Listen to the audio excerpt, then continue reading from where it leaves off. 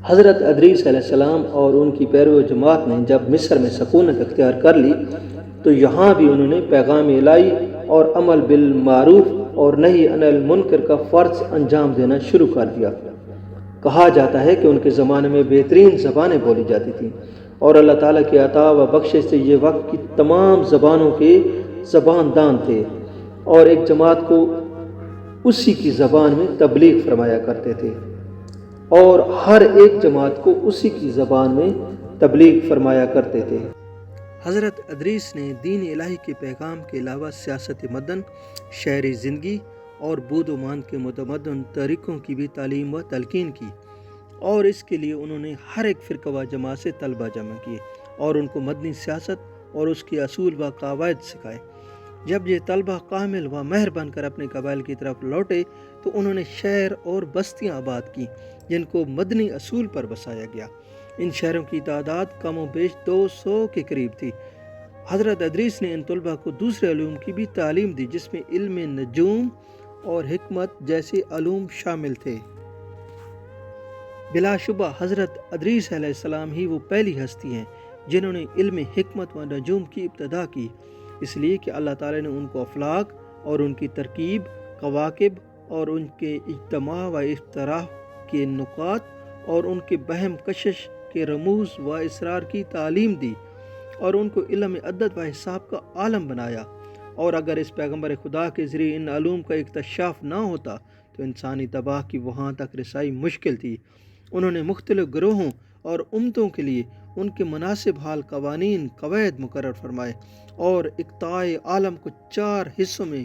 منقسم کر کے ہر ربع کے لیے ایک حاکم مقرر کیا جو اس حصہ زمین کی سیاست و ملوکیت کا ذمہ دار قرار پایا، اور ان 4 کے لیے ضروری قرار دیا کہ تمام قوانین سے مقدم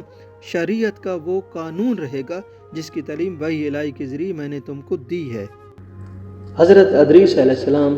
خدا کی زمین کے مالک بنا دیے گئے تو انہوں نے علم و عمل کے اعتبار سے اللہ تعالیٰ کی مخلوق کو 3 طبقات میں تقسیم کر دیا۔ نمبر 1 کاہن، نمبر 2 بادشاہ اور نمبر 3 رعیت، اور حسب ترتیب ان کے مراتب مقرر فرمائے۔ کاہن سب سے پہلا اور بلند درجہ قرار پایا اس لیے کہ وہ خدا تعالیٰ کے سامنے اپنے نفس کے علاوہ بادشاہ اور رعیت کے معاملات میں بھی جواب دہ ہے، اور بادشاہ کا دوسرا درجہ رکھ دیا گیا اس لیے کہ وہ اپنے نفس اور امور مملکت کے جواب دہ ہے، اور رعیت صرف اپنے نفس ہی کے لیے جواب دہ ہے اس لیے وہ تیسرے طبقہ میں شامل ہے۔ لیکن یہ طبقات فرائض کے اعتبار سے تھے نہ کہ نسل و خاندان کے امتیازات کے لحاظ سے۔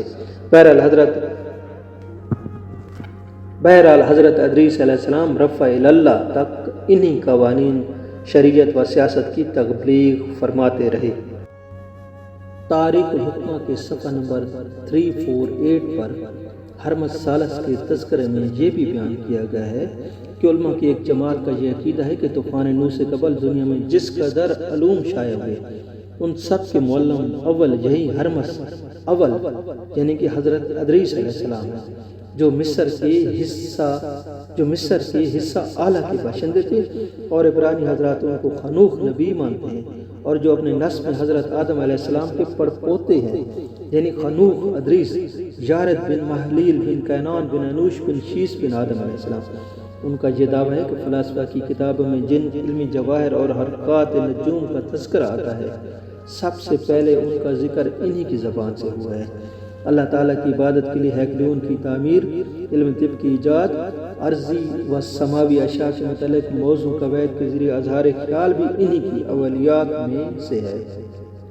اور انہوں نے سب سے پہلے طوفان نوح کی اطلاع دے کر بندگان خدا کو ڈرایا اور بتایا کہ ان کو دکھایا گیا ہے کہ ایک آسمانی آفت ہے جو زمین کو پانی اور آگ میں لپیٹ لی ہے۔ انہیں یہ دیکھ کر علوم کی بربادی، ذات حرفت کی تباہی کا خوف ہو، اور اس لیے انہوں نے مصر میں اہرام اور برابی بنائے اور ان میں تمام صنایع اور نو ایجاد آلات کی تصاویر بنائی اور تمام علوم کے حقائق و اساس کو منکش کیا تاکہ یہ علوم اور صنعت تا ابد باقی رہے اور فنا کا ہاتھ ان کو گزند نہ پہنچا سکے۔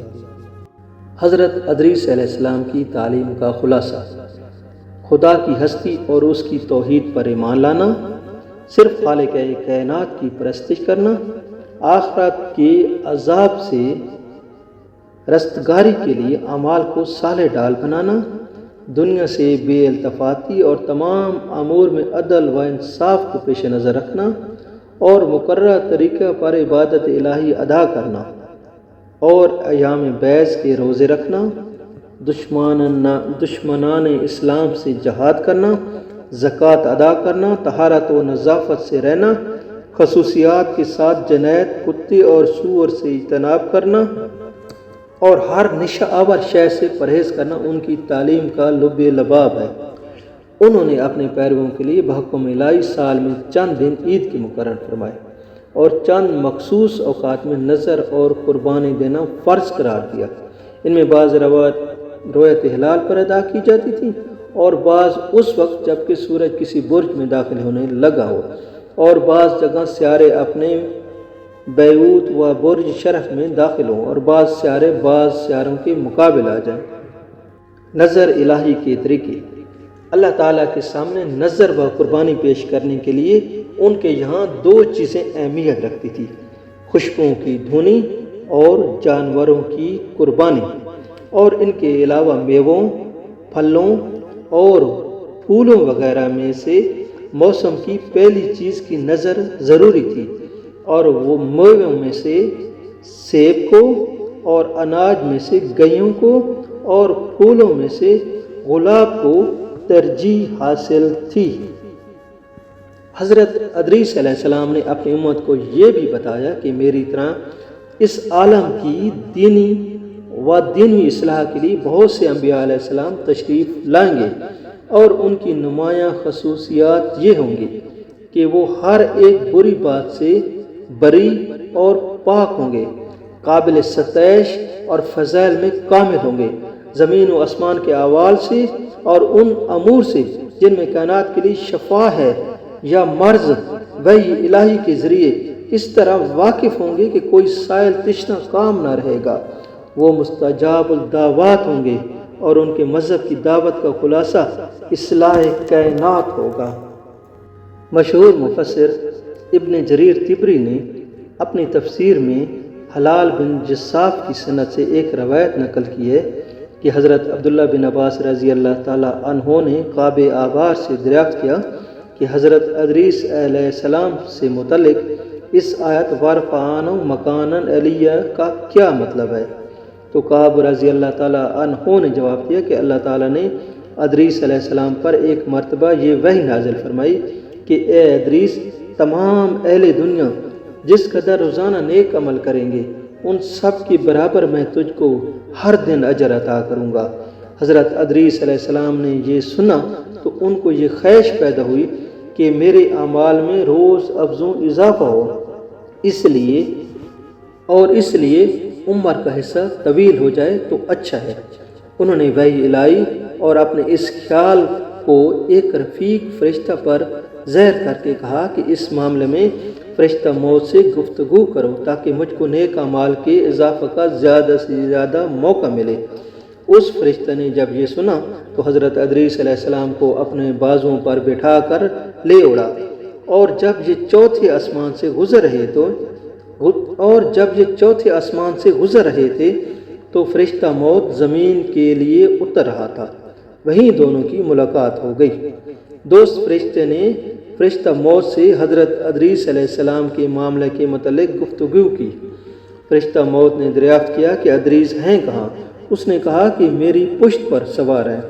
فرشتہ موت کہنے لگا کہ درگاہ الہی سے یہ حکم جاری ہوا ہے کہ حضرت ادریس علیہ السلام کی روح چوتھے آسمان پر قبض کروں، اس لیے میں سخت حیرت و تعجب میں تھا کہ یہ کیسے ممکن ہے جبکہ ادریس علیہ السلام زمین میں ہیں۔ اسی وقت فرشتہ موت نے حضرت ادریس علیہ السلام کی روح قبض کر لی۔ یہ واقعہ نقل کر کے کعب آبار نے فرمایا کہ اللہ تعالیٰ کی اس ارشاد وَرْفَعْنَا مَكَانًا عَلِيًّا کی یہی تفسیر ہے۔ ابن جریر کی طرح ابن ابی حاتم نے اپنی تفسیر میں اس قسم کی روایت نقل کی ہے۔ یہ دونوں روایات نقل کرنے کے بعد حافظ عماد الدین ابن کثیر رضی اللہ رحمۃ اللہ علیہ فرماتے ہیں کہ یہ سب اسرائیلی خرافات ہیں، اور ان میں روایتی اعتبار سے بھی نکارت یعنی ناقابل اعتبار اچنبھا ہے، اس لیے صحیح تفسیر وہی ہے جو آیت کے ترجمہ میں بیان ہوئی ہے۔ اور آخر میں ہم حضرت ادریس علیہ السلام سے منسوب چند پند و نصیحت اور آداب و اخلاق کے جملے بیان کریں گے۔ نمبر 1، خدا کی بیکرہ نعمتوں کا شکریہ انسانی طاقت سے باہر ہے۔ نمبر 2، جو علم کمال اور عمل صالح کا خواہشمند ہو اس کو جہالت کے اسباب اور بد کرداری کے قریب بھی نہیں جانا چاہیے۔ نمبر 3، دنیا کی بھلائی حسرت ہے اور برائی ندامت۔ نمبر 4، خدا کی یاد اور عمل صالح کے لیے خلوص نیت شرط ہے۔ نمبر 5، نہ جھوٹی قسمیں کھاؤ، نہ اللہ تعالیٰ کے نام کو قسم کے لیے تختہ مشق بناؤ، اور نہ جھوٹوں کو قسمیں کھانے پر آمادہ کرو، کیونکہ ایسا کرنے سے تم بھی شریک گناہ ہو جاؤ گے۔ اور نمبر 6، ذلیل پیشوں کو اختیار نہ کرو۔ اپنے بادشاہوں کی جو کہ پیغمبر کی جانب سے احکام و شریعت کے نفاذ کے لیے مقرر کیے جاتے ہیں ان کی اطاعت کرو، اور اپنے بڑوں کے سامنے پست رہو، اور ہر وقت